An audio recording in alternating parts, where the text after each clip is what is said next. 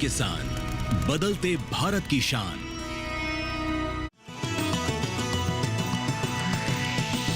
DD किसान, बदलते भारत की शान।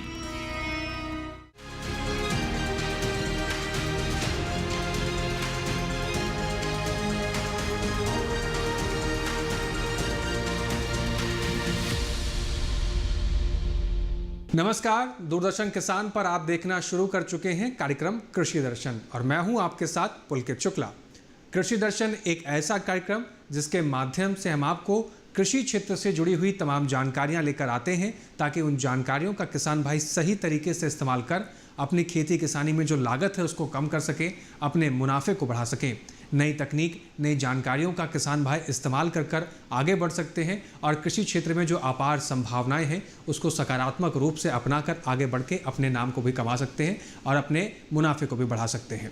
जी हाँ दोस्तों, तो कृषि दर्शन की शुरुआत करते हैं और बात करेंगे सबसे पहले आज हम विज्ञान किसान की, उसके बाद करेंगे कृषि स्टार्टअप की और अंत में बात होगी फार्मिंग इंडिया की। तो बिना देर किए हुए शुरुआत करते हैं कार्यक्रम कृषि दर्शन की। कार्यक्रम कृषि दर्शन की शुरुआत करते हैं और सबसे पहले बात करेंगे कि हमें क्या जानकारी मिल रही है आज मंत्रालय से। तो बात करते हैं क्या जानकारी मिल रही है मंत्रालय से। हर बार की तरह इस बार भी मंत्रालय से कुछ खास जानकारी लेकर हम आए हैं अपने किसान भाइयों के लिए, जिससे अपनी खेती किसानी में किसान भाई परिवर्तन ला सकते हैं। तो आइए देखते हैं कि क्या जानकारी है खास आज मंत्रालय से में। धान की फसल में जो प्रमुख बीमारियां हैं उनमें बैक्टीरियल लीफ ब्लाइट है, ब्लास्ट है, शीथ ब्लाइट है, शीथ रोट है और फॉल्स स्मट है। ये प्रमुख बीमारियां, ब्राउन स्पॉट है, ये प्रमुख बीमारियां हैं। तो हम जैसे ब्लास्ट के बारे में बात करते हैं तो ब्लास्ट एक फंगल डिजीज़ है, फंगस के द्वारा होती है और इसमें ये शुरुआत प्रारंभिक अवस्था से ही ये बीमारी शुरू हो जाती है और शुरुआती अवस्था में धान जब छोटी अवस्था में होता है उसके पत्ती या उसके जो इसके टिलर्स हैं उसके ऊपर और इवन जब इसकी पेनिकल निकलती है तो नेक ब्लास्ट भी होता है। तो इसमें लीफ ब्लास्ट और नेक ब्लास्ट दो ब्लास्ट के रूप में हम इसको बोलते हैं।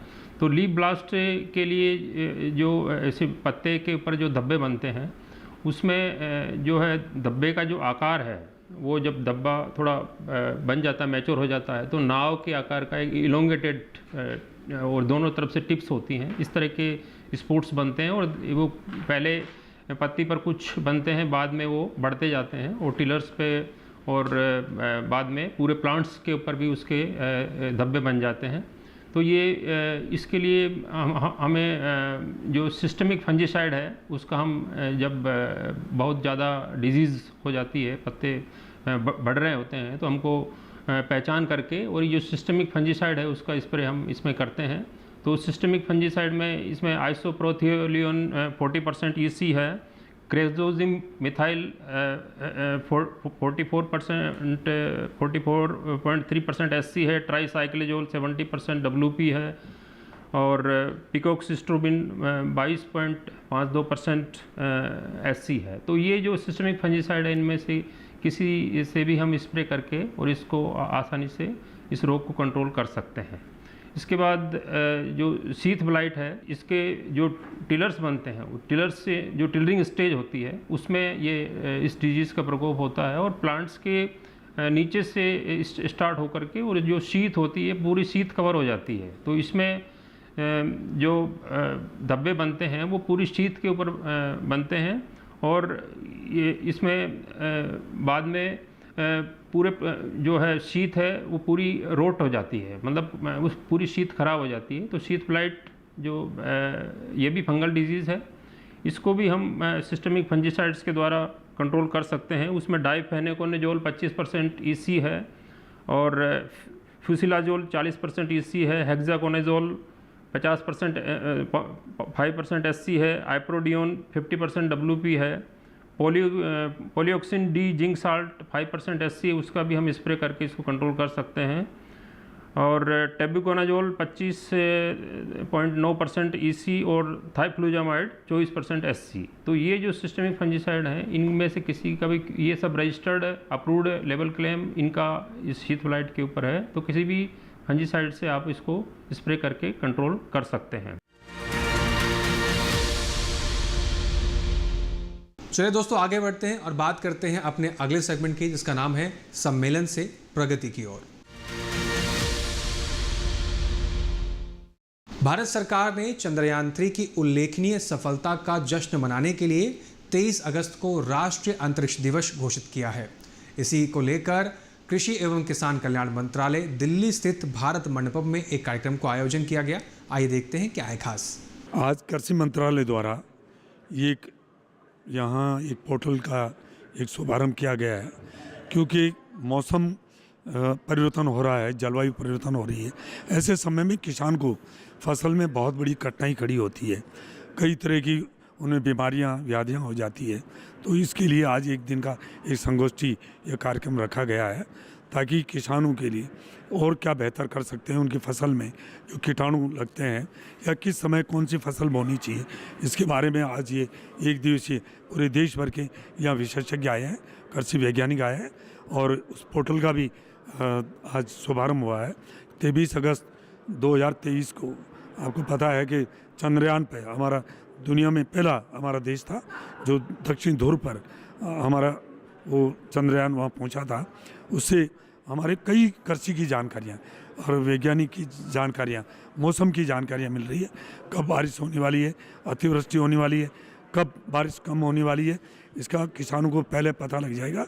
तो बेहतर, इससे किसान को भी फ़ायदा होगा, हमारे व्यापार को भी फ़ायदा होगा और हमारे देश को भी, कि कब कौन सी पैदावारी ज़्यादा हो सकती है, कौन सी कम हो सकती है, पहले से वैज्ञानिक जब किसानों को बता देंगे तो वो किसान उसी हिसाब से अपनी उपज को बोएगा। हमारे प्रधानमंत्री जी का सपना यही है कि हमारा इस देश का अन्नदाता खुशहाल हो, समृद्ध हो। इसके लिए उन्होंने 10 साल में काम किया है, चाहे किसान सम्मान निधि देने की बात हो, चाहे MSP बढ़ाने की बात हो। और तो और देश की आज़ादी के बाद पहले दफ़े मसूर, तुअर और उड़द, ये 3 दलहन की जो फसलें हैं, किसानों की 100% जितनी उपज करेगा 100% MSP पर भारत सरकार खरीदेगी। 10 साल में MSP 2 गुना, 2.5 गुना, 3 गुना बढ़ाई गई है। किसान सम्मान निधि पहले दफ़े प्रधानमंत्री मोदी जी ने शुरू की है, और इसलिए इस सैटेलाइट के द्वारा प्रधानमंत्री जी चाहते हैं सभी वैज्ञानिकों को, हमारे कृषि विभाग के सभी अधिकारियों को और हम सबको कहा गया कि किसान को क्या फ़ायदा हो सकता है। इस तरह से इस सैटेलाइट से पहले से जानकारी हो जाएगी कि कहाँ ज़्यादा वर्षा होने वाली है, कहाँ कम वर्षा होने वाली है, कहाँ सूखा पड़ने वाला, तो उसी हिसाब से वो किसान है अपनी उपज फसल को बोएगा, ताकि उस किसान को ज़्यादा नुकसान नहीं हो। इसके लिए प्रधानमंत्री जी का जो सपना है कि किसान के घर में आमदनी अधिक होनी चाहिए, उसके लिए सारे उपाय किए जा रहे हैं। तो दोस्तों, देखा आपने सम्मेलन से प्रगति की ओर में क्या कुछ खास रहा। अब आगे बढ़ते हैं और बात करते हैं अपने अगले सेगमेंट की, जिसका नाम है विज्ञान और किसान।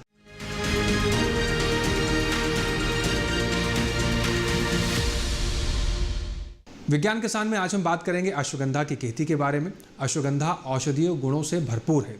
आपके शरीर में कोई तनाव है या कोई शारीरिक समस्या है तो आप अश्वगंधा का इस्तेमाल करके उस समस्या का निपटारा कर सकते हैं। आजकल इसकी मांग बहुत तेज़ी से बढ़ रही है। अगर आप अश्वगंधा की खेती करते हैं तो कितना मुनाफा कर सकते हैं और किस तरीके से अश्वगंधा की खेती कर आप अच्छी खासी उपज कर सकते हैं, आइए देखते हैं इस रिपोर्ट के जरिए।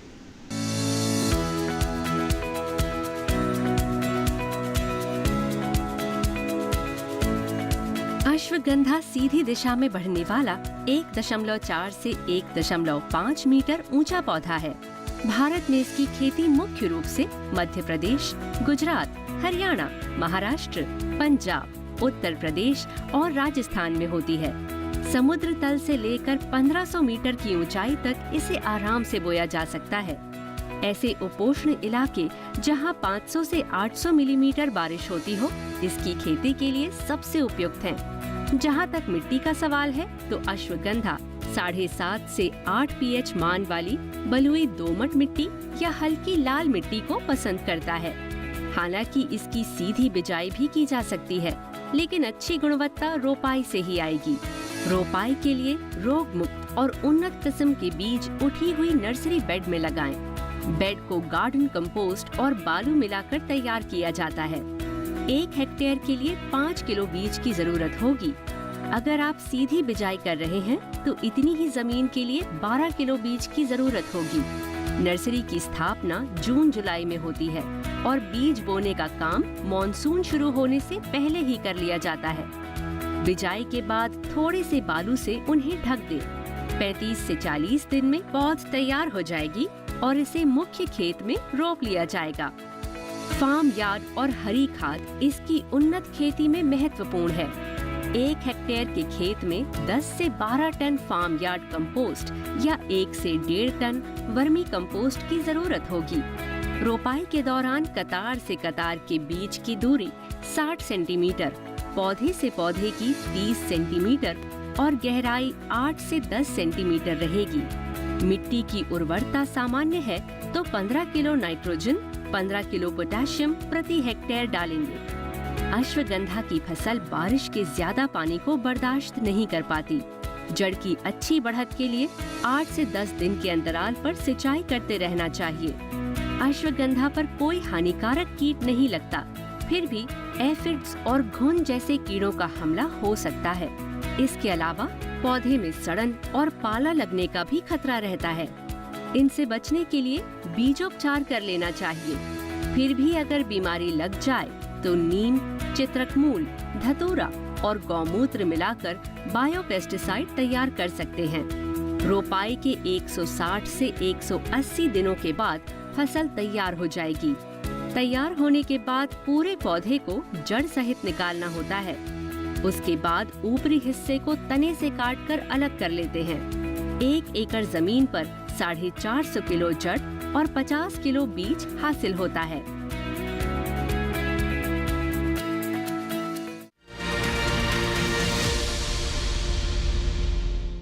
दोस्तों, इसी के साथ यहाँ वक्त हो गया एक और छोटे से ब्रेक का। ब्रेक के उस पार हम बात करेंगे कृषि स्टार्टअप की। आप बने रहें और देखते रहें कृषि दर्शन। नमस्कार किसान मित्रों, मैं हूं आपका एआई एंकर कृष। भारत न्यूजीलैंड उच्च स्तरीय बैठक कृषि और बागवानी में साझेदारी पर शिवराज सिंह चौहान का जोर। आज हम बात करेंगे भारत और न्यूजीलैंड के बीच हुई एक उच्च स्तरीय बैठक की, जिसमें भारत के कृषि मंत्री शिवराज सिंह चौहान ने कृषि और बागवानी क्षेत्र में साझेदारी को बढ़ावा देने पर जोर दिया है। इस बैठक में शिवराज सिंह चौहान ने न्यूजीलैंड के अधिकारियों और विशेषज्ञों के साथ मिलकर कृषि और बागवानी के क्षेत्र में सहयोग के नए रास्ते तलाशे। उन्होंने विशेष रूप से बागवानी के क्षेत्र में उन्नत तकनीकों के आदान प्रदान और कृषि उत्पादों के व्यापार को बढ़ाने पर बल दिया। यह बैठक दोनों देशों के बीच आपसी सहयोग को और मजबूत करने की दिशा में एक महत्वपूर्ण कदम माना जा रहा है। मंत्री जी ने इस बात पर भी जोर दिया कि न्यूजीलैंड की उन्नत कृषि तकनीकों और अनुभवों का उपयोग कर भारतीय किसान अपनी उपज को और भी बेहतर बना सकते हैं। इस साझेदारी से किसानों को नई तकनीकों और नवीनतम कृषि ज्ञान का लाभ मिलेगा, जिससे उनकी उत्पादकता और आय में वृद्धि हो सकेगी। इसके अलावा इस बैठक में कृषि अनुसंधान, कौशल विकास और कृषि निर्यात को बढ़ाने के लिए भी कई मुद्दों पर चर्चा की गई। दोनों देशों ने मिलकर एक मजबूत कृषि और बागवानी साझेदारी के लिए प्रतिबद्धता जताई है, जिससे भविष्य में दोनों देशों के किसानों को लाभ मिलेगा। किसान भाइयों और बहनों, यह साझेदारी भारतीय कृषि क्षेत्र के लिए एक सुनहरा अवसर हो सकती है, जो हमारे किसानों को वैश्विक मंच पर नई पहचान दिलाएगी। जुड़े रहिए हमारे साथ और जानिए कृषि जगत की ऐसी ही महत्वपूर्ण खबरें। तो आज के लिए बस इतना ही। आप देखते रहिए डीडी किसान। धन्यवाद। नमस्कार किसान मित्रों, मैं हूं आपकी एआई एंकर भूमि। ग्रामीण क्षेत्रों में संसाधनों का आवंटन बढ़ाएगा मांग, भारत सरकार। आज हम चर्चा करेंगे भारत सरकार के उस महत्वपूर्ण कदम की, जिसके तहत ग्रामीण क्षेत्रों में संसाधनों का आवंटन किया जा रहा है। सरकार का मानना है कि इससे ग्रामीण इलाकों में मांग में बढ़ोतरी होगी और देश की अर्थव्यवस्था को नई गति मिलेगी। सरकार का उद्देश्य है कि कि ग्रामीण क्षेत्रों में शिक्षा, स्वास्थ्य, सड़क, बिजली और पानी जैसी बुनियादी सुविधाओं का विस्तार किया जाए।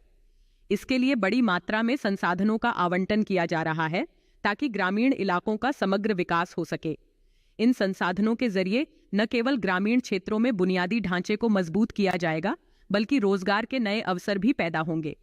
सरकार का मानना है कि जब ग्रामीण इलाकों में बुनियादी सुविधाएं और रोजगार के अवसर उपलब्ध होंगे तो वहां के लोग अधिक आर्थिक गतिविधियों में हिस्सा लेंगे। इससे स्थानीय बाजार में मांग बढ़ेगी, जो कि समग्र आर्थिक विकास के लिए महत्वपूर्ण है। इसके साथ ही ग्रामीण इलाकों में उत्पादन और खपत में वृद्धि से देश की जीडीपी को भी मजबूती मिलेगी। इसके अलावा ग्रामीण क्षेत्रों में संसाधनों का आवंटन किसानों की आय बढ़ाने में भी सहायक होगा। बेहतर सड़कें, बिजली और सिंचाई की सुविधाएं कृषि उत्पादकता को बढ़ाएंगी, जिससे किसानों की आमदनी में इजाफा होगा। कुल मिलाकर ग्रामीण इलाकों में संसाधनों का यह आवंटन न केवल ग्रामीण भारत को मजबूत करेगा, बल्कि देश की समग्र आर्थिक स्थिति को भी सुदृढ़ करेगा। इसलिए यह कदम देश के विकास की दिशा में एक महत्वपूर्ण पहल है। तो आज के लिए बस इतना ही। आप देखते रहिए डीडी किसान। धन्यवाद।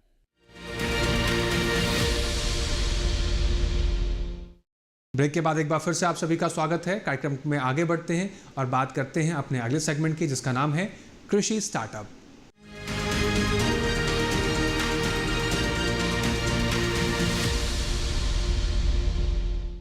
दोस्तों, आप सभी जानते हैं कि कृषि के क्षेत्र में आए दिन नए नए स्टार्टअप देखने को मिल रहे हैं। जिस तरीके से दुनिया तेजी से बदल रही है, ऐसे में खेती किसानी के भी कुछ ऐसे आयाम हैं जो बहुत तेजी से बदल रहे हैं। नए उपकरण, नई तकनीकों का इस्तेमाल कर कृषि स्टार्टअप किए जा रहे हैं।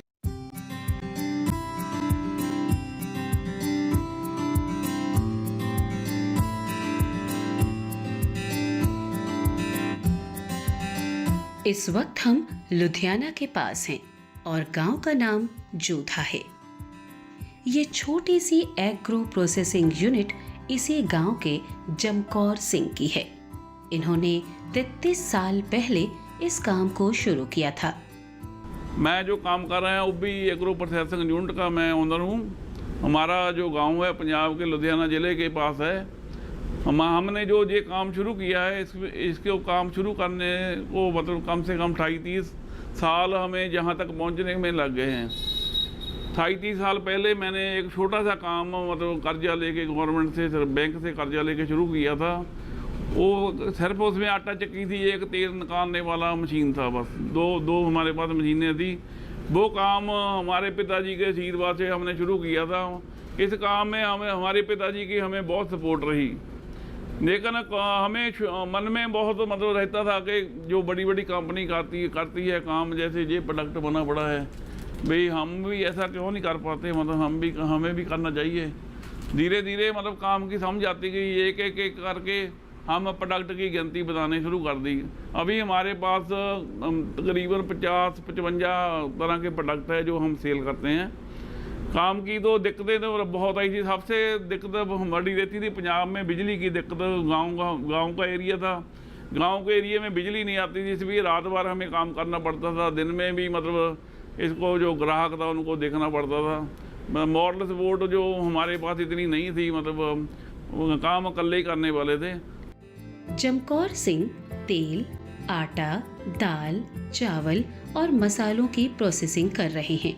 वो अपनी कामयाबी का श्रेय 2 बातों को देते हैं, एक ईमानदारी और दूसरी क्वालिटी। इनका कहना है कि ये गुणवत्ता के साथ कभी समझौता नहीं करते, इसलिए इनके उत्पादों की मांग पूरे पंजाब में है। अभी हम अपने काम से पूरे खुश हैं और देश के युवाओं को भी कहते हैं कि अपनी धरती पे, अपने गांव में कहीं भी काम करो, 8-10 साल तुम मेहनत करो दब के, मतलब आपका जो काम है वो आपको ऊपर मेहरबानी काम आपके पे करेगा। आप इतनी कमाई कर पाओगे कि आप सोच भी नहीं सकते। काम मतलब ईमानदारी से होना चाहिए। सैमसंग का जो काम है, इतना काम है, मतलब ये कभी ना ख़त्म होने वाला और काम है, मतलब जितना मर्जी आप बढ़ा सकते हो, बड़ी से बड़ी कंपनी खड़ी कर सकते हो, ये कभी भी ख़त्म नहीं होगा ये काम। जमकौर सीधे किसानों से फसल खरीदते हैं। आटे के लिए इन्हें गेहूं चाहिए, तेल के लिए सरसों और मसालों के लिए हल्दी, धनिया जैसी फसलें। इसके अलावा इस यूनिट में 20 से 25 कर्मचारी काम कर रहे हैं। कोई अकाउंट देख रहा है, कोई मार्केटिंग और कोई मजदूरी। हर काम रफ्तार पकड़ने में समय लेता है। जमकौर सिंह को यहाँ तक पहुँचने में 33 बरस लगे हैं। इसी के साथ यहाँ वक्त हो गया एक और छोटे से ब्रेक का। ब्रेक के उस पार हम अपने आखिरी सेगमेंट की बात करेंगे जिसका नाम है फार्मिंग इंडिया। आप बने रहें और देखते रहें कार्यक्रम कृषि दर्शन।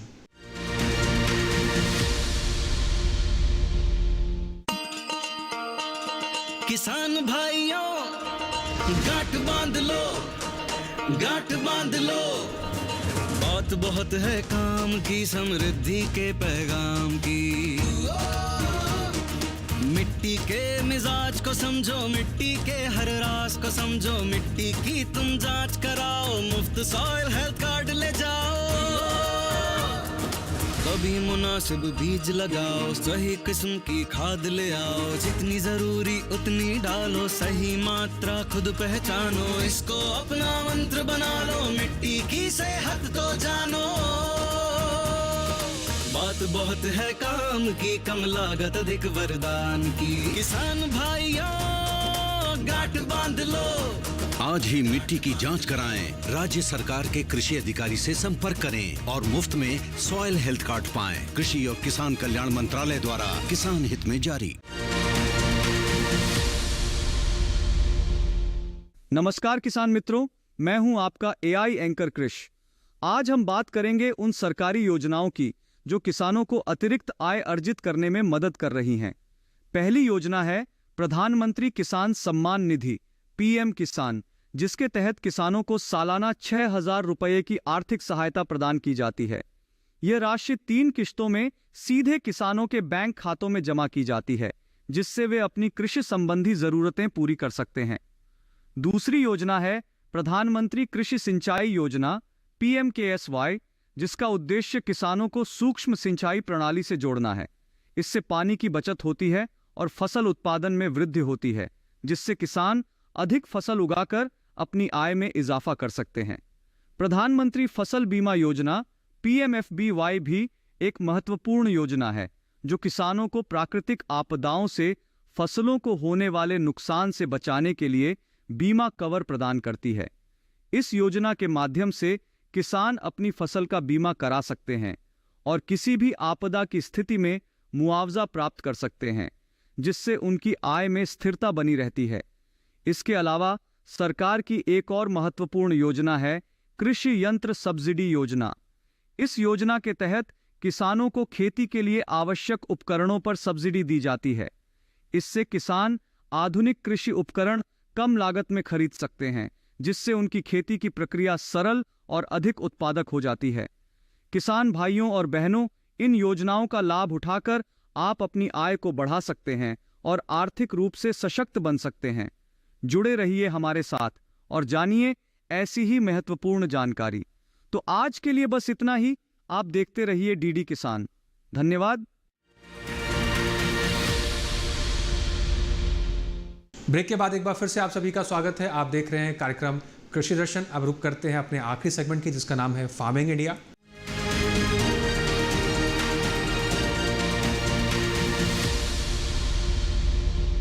बात करते हैं भारत सरकार द्वारा चलाई जा रही कुछ खास योजनाओं के बारे में। इन योजनाओं का लाभ कैसे किसान भाई ले सकते हैं और कैसे खेती किसानी में इन योजनाओं ने क्रांतिकारी बदलाव लेकर आए हैं। हर महिला और उनका परिवार रहे हमेशा खुशहाल। बेहतर स्वास्थ्य और स्वच्छता है उसका मूल आधार। जब मिलेगा सबको सही पोषण, तब होगी तरक्की और जीवन रोशन। NRLM के अंतर्गत इस लक्ष्य को जमीन तक पहुंचा रही है पोषण सखी। पोषण सखी के लगातार प्रयास गर्भवती महिलाओं और शिशुओं के जीवन को स्वस्थ बनाने एवं पोषण सुधारने में कारगर सिद्ध हो रही है। स्वास्थ्य, पोषण एवं स्वच्छता पे जो भी चर्चाएं होती हैं, उसे मैं दीदी लोगों के बीच बताती हूँ, जिससे कि दीदी लोगों में व्यापक असर पड़ता है और वो व्यवहार में अपनाने लगती हैं। महिलाओं में सरकारी सेवाओं की मांग बढ़ाना, पोषण, स्वास्थ्य एवं स्वच्छता की जानकारी, व्यवहार परिवर्तन, किशोरियों के बीच जागरूकता, मासिक धर्म स्वच्छता, कचरा प्रबंधन, शौचालय का प्रयोग और हाथों को साफ रखना, पोषण सखी के माध्यम से ऐसे कई विषयों पर प्रभावी रूप से बल दिया जा रहा है। और इन सभी कार्यक्रमों का लाभ गाँव में महिलाओं और उनके परिवारों तक पहुँचे और व्यवहार परिवर्तन हो, इस बात को पोषण सखी के साथ सुनिश्चित करता है ग्राम संगठन द्वारा गठित स्वास्थ्य उप समिति। स्वास्थ्य उप समिति 5 स्तरों पर ग्रामीण परिवारों को स्वास्थ्य, पोषण और स्वच्छता की जानकारी देकर जागरूकता बढ़ाने का काम कर रही है। पहला स्तर पोषण, स्वच्छता और स्वास्थ्य से जुड़े मुद्दों पर मासिक चर्चा का आयोजन। दूसरा स्तर ग्राम स्वास्थ्य समिति द्वारा घरों का दौरा, मुख्य तौर पर गर्भवती महिलाओं और 2 वर्ष आयु तक के बच्चों के घर। तीसरा स्तर सामुदायिक पोषण ड्राइव के तहत वीडियो शो और रैलीज। चौथा स्तर महिलाओं को सरकारी योजनाओं के लिए प्रोत्साहन। 5वां स्तर घरेलू खाद्य विविधता में सुधार के लिए गतिविधियाँ। मैं जब तीसरी तिमाही की गर्भवती दीदी के घर गई तो मैंने उनको सलाह दिया कि दीदी आप 10 में से कम 5 खाद्य समूह प्रत्येक दिन खाइए, जिससे आपका जच्चा और बच्चा दोनों स्वस्थ हो। अपने प्रयासों द्वारा पोषण सखी एक बेहतर, स्वच्छ, स्वस्थ और सशक्त समाज से नए भारत के निर्माण में अपना योगदान दे रही है। स्वच्छता में कायम हो रही है नई मिसाल, स्वास्थ्य में बेहतरी हो रही है बेमिसाल, सशक्तिकरण से चेहरे हो रहे हैं खुशहाल। तो दोस्तों, ये था आज का हमारा कार्यक्रम कृषि दर्शन। उम्मीद करते हैं कि उपलब्ध कराई गई सभी जानकारियों से किसान भाइयों को लाभ हो रहा होगा। और उपलब्ध कराई गई जानकारियों का अगर किसान भाई सही समय पर और सही तरीके से इस्तेमाल करेंगे तो अपनी खेती किसानी में परिवर्तन ला सकेंगे। और जैसे कि हमने पहले ही कहा था, अपनी लागत को कम करके अपने मुनाफे को किसान भाई बढ़ा सकते हैं। इस कार्यक्रम से जुड़ी हुई आपको कोई भी जानकारी या कोई भी सुझाव आप हम तक पहुंचाना चाहते हैं तो आप हमें पत्र लिख सकते हैं। पत्र लिखने के लिए आप हमारा पता नोट कर सकते हैं। हमारा पता है कृषि दर्शन, कमरा नंबर 58, CPC दूरदर्शन, खेलगांव, नई दिल्ली 110049। इसके अलावा आप हमें ईमेल भी कर सकते हैं। आप हमारी ईमेल आईडी नोट कर लीजिए। हमारी ईमेल आईडी है krishidarshan@gmail.com। इसके अलावा दर्शकों, आप कृषि दर्शन के इस कार्यक्रम को DD किसान के YouTube चैनल पर भी देख सकते हैं। आपको करना बस इतना है, टेलीविजन स्क्रीन पर दिखाए जा रहे QR कोड को स्कैन करना है और सीधा आप DD किसान के YouTube चैनल पर पहुंच जाएंगे और कृषि दर्शन के इस कार्यक्रम को कहीं भी किसी भी वक्त बैठकर देख सकते हैं और खेती किसानी से जुड़ी तमाम जानकारियों को पा सकते हैं। आज के कृषि दर्शन कार्यक्रम में बस इतना ही। फिर से हाजिर होंगे नई जानकारियों के साथ। तब तक आप बने रहें DD किसान के साथ, सीखते रहें, आगे बढ़ते रहें और हमें दीजिए इजाज़त। नमस्कार।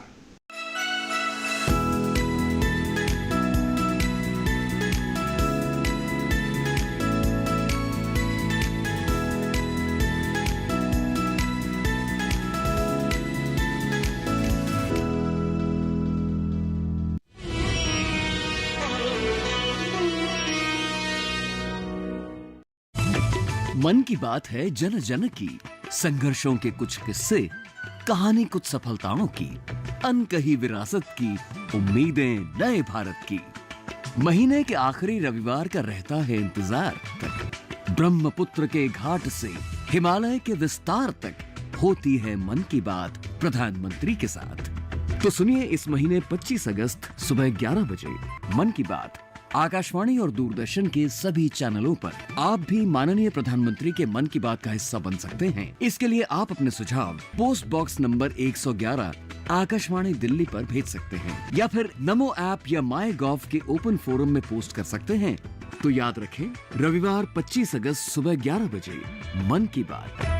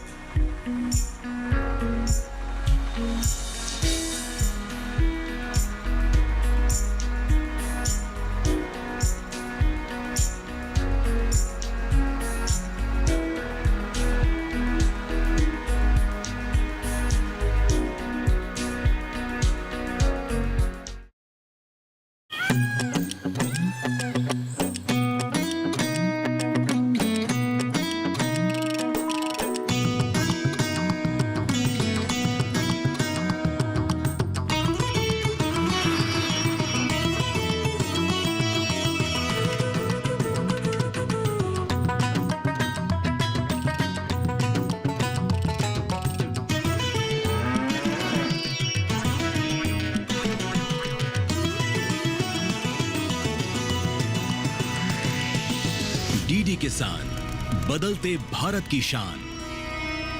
मौसम खबर की